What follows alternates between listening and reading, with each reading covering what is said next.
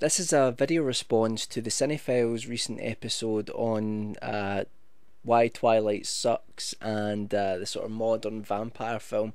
Now, if you don't know what the Cinefiles is, it's my favourite review show, and you can check out their episodes on YouTube. Just click the link below and go and subscribe to them.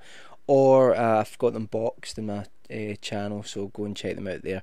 Anyway, this week's episode that they did, they were talking about. First of all, they started off talking about Twilight now, and why the sort of modern, the more modern, more recent idea of what a vampire is really sort of defanged what previous incarnations of that sort of film monster, was. Um, I like Twilight doesn't bother me so much. Not really. I mean, I have to admit I haven't watched it. I haven't watched any of the films. Um, my girlfriend's always like threatening to put it on, and I would sit and watch it. I'll kind of watch most things. Um, but yeah, like from what I gauge of what Twilight is about, it is a very sort of romanticized idea of what a vampire is, and it's very much a sort of teenage type film. So I really don't expect that I would sort of get it anyway.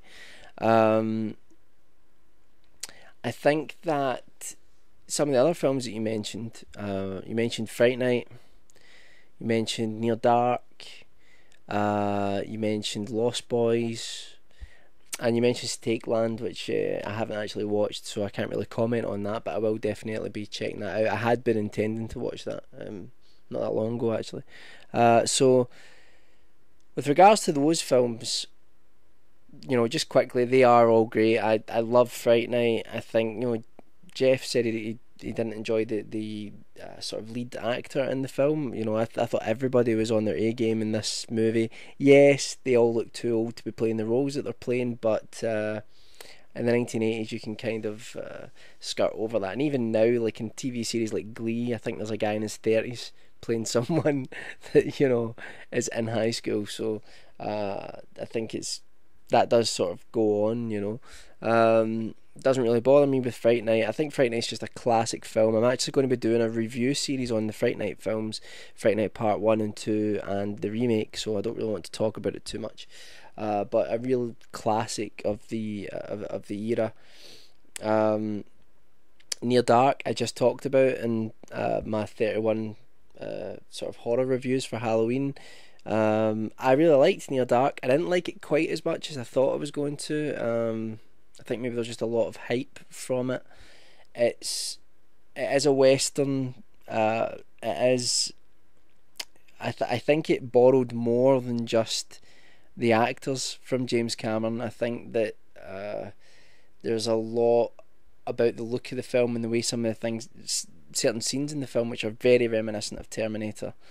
I did enjoy it. I just didn't think it was amazing. And yes, I do agree. I think the ending, as much as I was happy with how it ended for the characters, it was a little bit at odds with the bleak tone of the rest of the film. So yeah, Fright Night and Near Dark I really enjoyed. I mean, I love Fright Night especially, but The Lost Boys I think is an absolute classic. I love it. I mean, it is difficult watching something by Joel Schumacher when you're a big Batman fan like myself, and he directed Batman Forever, and especially Batman and Robin. But I think he has done some good films. I totally agree with what Eric said though. He does come across as a guy that's always trying to be current and always kind of failing. Does come across as a guy who really wants to be sort of hip, and the fact that I'm using that word makes me sound like I'm from the 1960s. But anyway, I think with The Lost Boys, it does very much come across as it's very much steeped in the 80s. There's no doubt about that. I think that's why some filmmakers have to be careful. If you steep something so much in the time, sometimes it means that it's difficult to watch the film later on because it'll age so much. But I think with The Lost Boys is that The Lost Boys, I think has a lot of heart. I think it's, I'm a big fan of Corey Haim and Corey Feldman. It's absolute tragedy, I think, that Corey Haim died, especially when it looked like he was just starting to, come back. But The Lost Boys was a film I just loved as a kid, absolutely loved it, and it was very much like, I put it in the same sort of vein as, the Goonies and sort of more unknown film, Explorers, and those sorts of films of the 1980s, and as a kid growing up, those were the films that you wanted to be in, you wanted to be part of that. So yeah, I do love Fright Night. I love The Lost Boys. I really like Near Dark. But incidentally, there is another 80s film called Vamp, which I mentioned recently on this channel, which is, I think, excellent. I really enjoy it. It's an 80s sort of teenage vampire film. It's very reminiscent of After Hours. And yeah, I really like it. I really recommend it if you guys haven't watched it. I think the problem with the whole sort of modern vampire thing, I think it actually goes back further than, the last 10 years or whatever. I think that the problem is that there is this tendency for people to over romanticize about the vampire. Now, there's no problem with there being eroticism attached to the vampire. It very much feeds off of I think, sort of subconscious ideas of sexuality anyway, as a sort of archetypal, monster. But I think that a lot of the time when you try to romanticize what the vampire is and give it far too much of a human side, it can often fail. Sometimes it's a massive success, like Let the Right One In. There's a human element there. But I think a lot of the time, if you go back to Nosferatu, the idea of these things being plague carriers, I actually, I like my vampires to be like that. The idea of it being a plague carrier and being truly evil and just wanting to spread hate and hurt and have control over people. And that is essentially what Dracula is, and I think it's a real shame that when Coppola made Dracula, that he had to put in again this real romantic idea of where Dracula came from, what it was, and Dracula as a character is just an evil creature. I think that that's part of the problem, is that people want to over romanticize what the vampire is and give it a human element. I think that's obviously what's happening in films like Twilight. Like I say, you can get away with it if it's done very, very, very well. It can work, given a sort of human aspect to it. Bizarrely, I always remember watching Blackula when I was a kid, and being really cut up at the end. So you can put that in there and you can make it work. But I think that, even with the Hammer horror sort of Dracula films and other vampire films like Brides of Dracula and Kiss of the Vampire,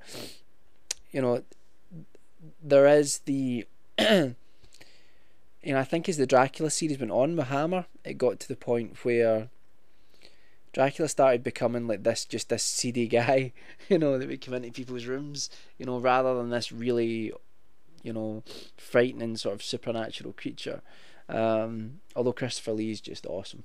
And I love some of those Dracula films, but I do think that the trend of vampires becoming less and less sinister and frightening has been happening for a long time. I think the reason that in the 80s there was a little resurgence is because of, you guys mentioned like Evil Dead. I think that the idea that of sort of gore and video nasties over here and things like that, there was more of it from the late 70s into the 80s. That sat well with the vampire mythology. It sat well within horror films, and it became popular to make things gory and violent. So, but I do want to see us get back to vampires being menacing and frightening. That's the whole point, to me. And I hope filmmakers do go back to that.